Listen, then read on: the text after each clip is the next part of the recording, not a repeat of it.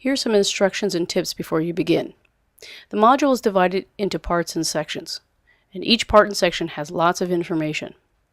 Tip: stop the movie after each section and any other time to give yourself time to process information and/or to work. There are questions throughout the module to test your comprehension and to help you think deeper about the issue. Tip: have a piece of paper and a pen or an open Word file where you will write down the answers to each question. You'll be expected to bring this paper with answers to the next class meeting. This module is going to help us to understand power more deeply in our society. First, we'll start with looking at common images and perspectives of power in everyday life. Then we'll turn to the social sciences and look at one theory in political science and what it says about power. Then we'll move on to the humanities, in particular a philosophical work and what it tells us about power and the individual and society. Finally, we'll combine or synthesize these two ideas to create our own interdisciplinary definition of power that we'll use throughout the quarter. What images or phrases come to mind for you when you hear the word power?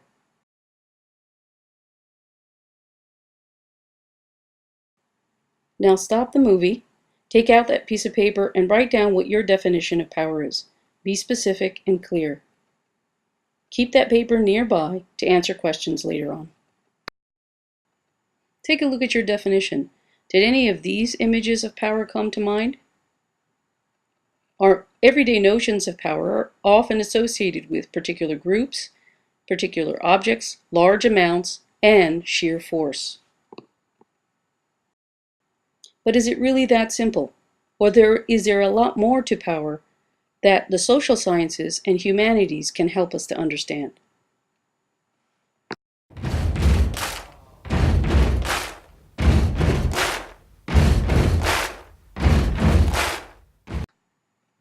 The social sciences are meant to help explain and describe human behavior in organizations. Stephen Lukes, a political scientist, tries to help us understand how we organize and interact in political life. He provides us with his theory called a radical view of power that tries to look at the complexity of power in political situations. In Lukes' theory of radical power that discusses power in political body, he uses the context of person A controlling the decision-making of person B to exemplify power. This is probably the most typical power that we tend to think about. For Lukes, in this area, power is control through coercion and force, and sometimes comes about through conflict. According to Luke, there's another way in which person A can control the decision-making of person B, making them do something against their will, and that is through authority or established hierarchy.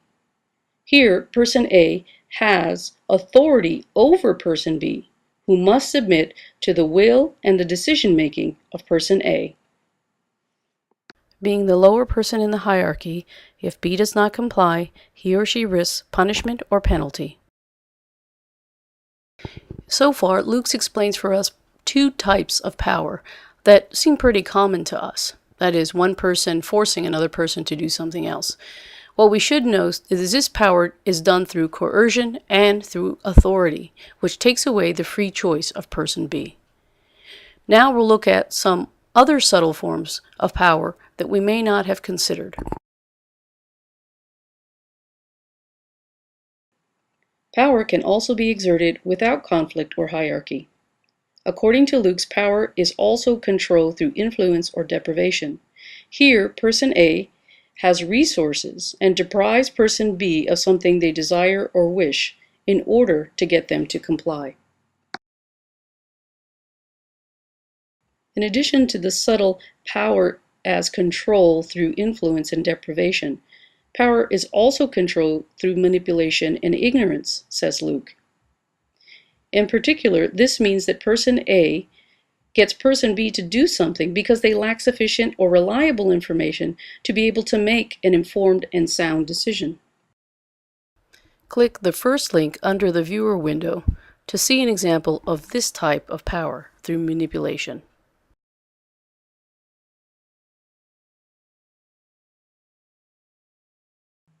In addition to the fact that power through influence and manipulation are more subtle than conflict and authority, Luke wants to stress that person B's free choice is taken away as a result of deception and manipulation.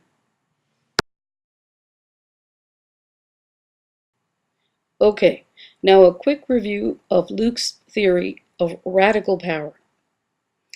Luke believes in a political situation, power can be exerted through either coercion or force, causing conflict, through authority or established hierarchy, through influence and or deprivation, and through manipulation and ignorance.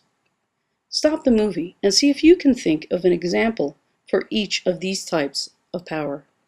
Write each example on your piece of paper. Okay, there's a few other things that Luke wants to add to his theory. First is, even though he used person A and person B as an example, power can also be exerted by groups in the form of collective action and through organizations. He also wants us to know that power doesn't always have to happen through conflict, that sometimes the most effective and insidious use of power is to prevent conflict from happening in the first place. And finally, Luke wants us to know that power can even be exerted over us without us ever knowing. Many times, it happens through more mundane forms, through the control of information, through the mass media, and through the ways in which we are socialized.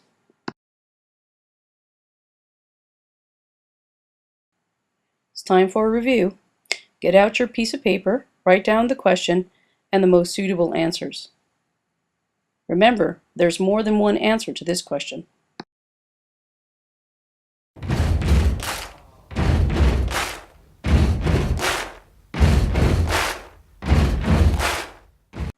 Now the humanities. Remember, in contrast to the social sciences, the humanities don't require any scientific methodology or testing of ideas. Instead, scholars in these fields use the elements of their disciplines to create intellectual and expressive works that allow the reader to think and to feel about whatever topic or issue they are addressing.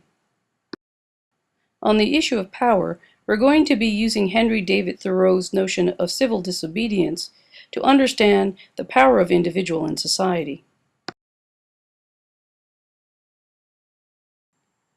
Henry David Thoreau was a naturalist, an author, an abolitionist, and philosopher who contributed much to the American life and ideology.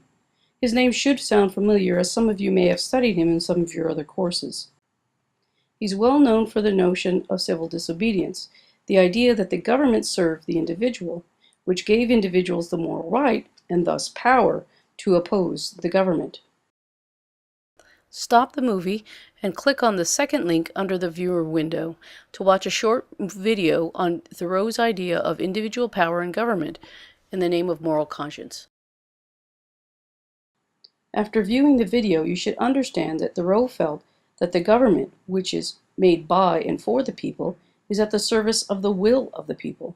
The individual is the only one that can determine what is morally right or wrong, what is just and unjust, as is stressed in the quotation below. Okay, get out your piece of paper. This time, a reflective question. Compare Thoreau's notion of civil disobedience to Luke's theory of radical power. What would Thoreau think about all or parts of the theory? Stop the movie and write a paragraph to answer the question.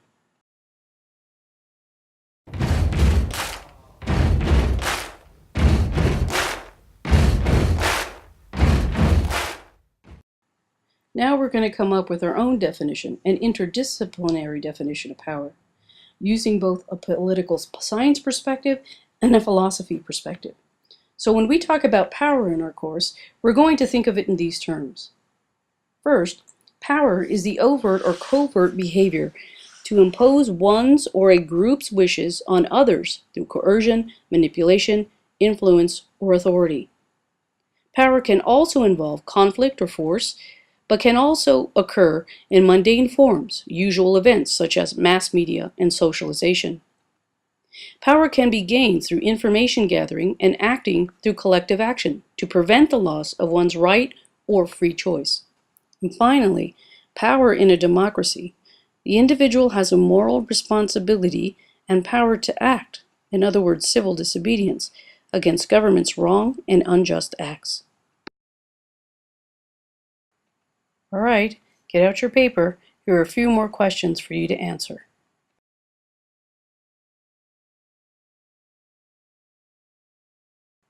Okay, your final exercise. After viewing the module, write down how you understand power now. Make sure to bring your answers to next class. Well done. Buddy, you're a boy, make a big noise, playing in the street, gonna be a big man.